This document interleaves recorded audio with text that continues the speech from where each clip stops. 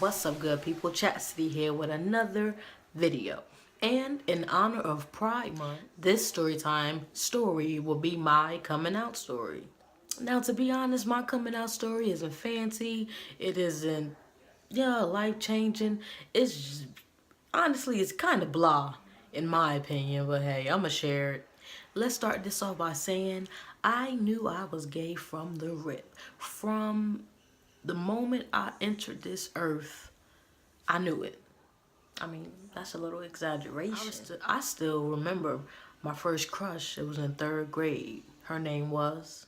So y'all really thought I was gonna tell y'all? She could be watching this video right now. Wait, she could be watching this video right now. So yeah, from a kid, I always knew. But I also like Barbie dolls and being the ballerina and all those other girly things because I am a girl. I just knew I like girls. So no, mom, it wasn't torture. You putting me in the ballerina and tap classes and jazz classes and the Barbie dream house. I enjoyed the fuck out of those things. Those things were fun to me, and honestly, I still have my collectible item Barbie dolls still in my closet. I'ma speed this up and rewind probably to high school. And I always knew that I was different. And at that time, you have to think, this is in 2006, 7, 2008 is when I graduated high school. Being out and proud and holding your girlfriend's hand in high school wasn't, what it is now. Now girls are dressing in tux, taking their girlfriend as their prom date. Back then, it would have been a huge deal. So one, I didn't really care to be in any type of relationship or, anything. I was a late bloomer. And two, I just didn't want that type of attention. It was different back then. A few things happened though that got me a little bit more comfortable with who I was. And I wasn't struggling with who I was back then because like I said, I wasn't interested in relationships or interested in girls. Like I just was chilling. But as I got older, I did want to start experiencing certain type of things, and a few friends opened my eyes to allow me to be who I am today and who I started to become back then.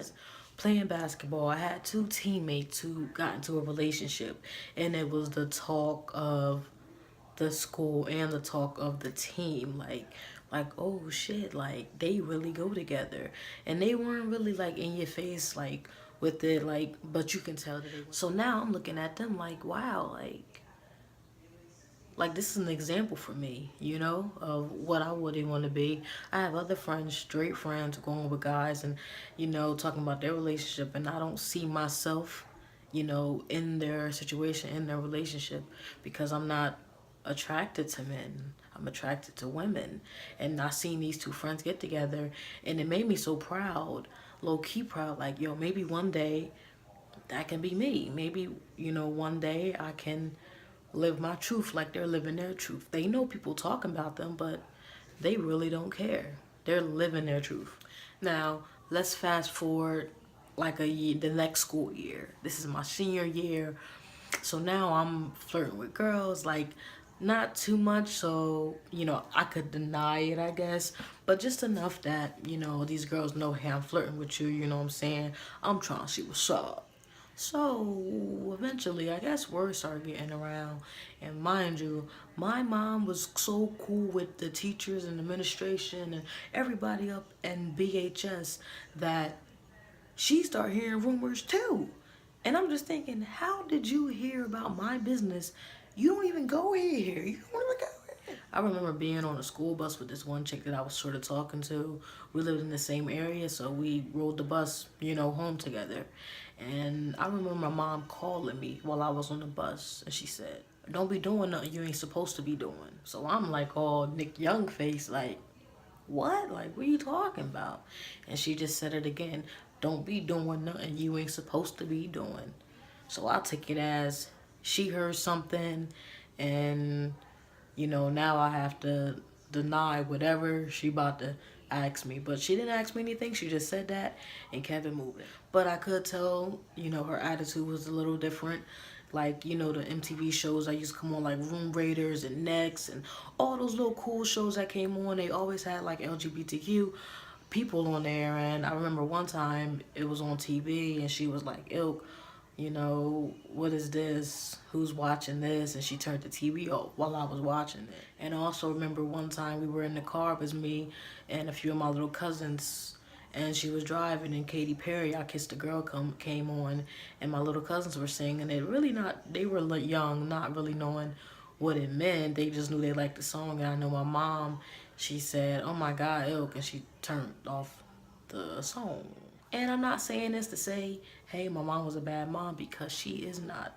She's an excellent mother. I'm saying this to say that some parents have trouble accepting things at first, you know, especially at that time, you know, it wasn't as acceptable as it is now. So it was tough, especially in me being the only child. I know that was tough also. Now let's fast forward just a little few months, you know, into the future, and I got my first taste of puppy love. Damn it. So while on the softball team, me and this girl sort of had a connection. Her name was, yeah, I'm not telling you. And I'm not going to go into details about that heartbreaking ass relationship. All my relationships have been so heartbreaking. Anyway, I say that to say that the moment that happened and the moment I experienced that, I realized I'm never going to hide myself anymore. Like, I'm not going to do it again. This is me. This is what I like. This is what I love. And, you know, accept it if you want. Don't accept it if you want. I don't care. I just know what I like, and I'm not going to try to be anything else for anybody. Because this shit right here, this little love shit, it's addicting. That's fuck. Okay, so, you know, this really sums up my senior year. I'm getting ready to go to college. I leave for college for a year, you know, learn more and more about myself. But all in all, me and my mom's relationship is really, I would say bad. I would say bad. We wasn't talking about things that we used to talk about. We didn't have that connection that we used to have. And it really all became because of my sexuality. I mean, to this day, we haven't had this conversation like this, but I know it had to be because of my sexuality, because I wasn't a bad kid growing up. I didn't get into things growing up. I went to my first club when I graduated high school. I had my first drink when I was in college. I wasn't a bad kid, so our relationship fizzling out how it did was only, I think, based because my sexuality. I actually was able to tell, you know, my mom's best friend that I was gay before I could tell my mom. And, you know, everybody knew. I actually remember my uncle calling me, and I can't remember if it was the summer before I went to college or the summer that I came home from college. But he called me and said, I want you to know that I know and I'm okay with it, and just be you. And that's really all he said. He didn't say anything else. I didn't say anything. He was mainly saying, yeah, you know what I'm talking about. And I said, yeah, I do. And he was like, I love you, and that's it. It's no big deal. So I was finding acceptance in everybody. Friends that didn't know that I had to eventually come out to, family members that wasn't with it at first, and you know, they came to just say, hey, this is you. And then other family members and friends who just said, all right, whatever, let's get back to what we was doing now. This is not a huge deal. Then it started to get into a point where me and my mom wasn't talking at all, and I figured that we should have this conversation because it was the only thing I felt like holding us back from not being what we were. But she just wouldn't accept it. I even tried to get her best friend to sit her down at like dinner to talk to her about it. I had talking to my brother about it. My brother, the one you know, my first real fight, yeah, him. You know, it was just, I had people close to me and people close to her trying to communicate to her because I know that I couldn't, but it just wouldn't work. So eventually, after years that went by, I want to say after I turned 21, I sat down, I wrote a letter, and I set it on her bed. I can't remember what it said, word by word, but it basically said, you know, hey, I'm gay and I feel like you're disappointed in me by just having this one kid. Like you put all your eggs in one basket and this is how I turned out. And I also said something about how we don't show affection towards one another, and um, we don't even tell each other we love each other. We only say love ya when, we're going out of town or this and that. Like, we don't say it on a, all right, I love you. We don't do that. We just, all right, love ya, and there it is, which I don't feel like is the same as I love you. She never said anything about the letter, but the reason I know that she read the letter was the following day I was about to leave for work, and she made me some dinner for work, and she said, okay, I love you. So to me, that, said a lot, because I had a whole paragraph on how we don't tell each other we love each other, and then the next day you give me a hug and you say I love you. So you you had to read it. Like, it's no coincidence that that happened. You had to read the letter. And I mean, that was almost 6 years ago, and we never had the conversation. you know my last relationship was serious. Me and my ex actually moved in together. I even text my mom about, possible marriages. We didn't make it that far, and thank God. But, you know, it's she's more accepting now. But I do always, think like why we never had the conversation, why we never, sat down after the letter. I felt like I did my part on putting it out there.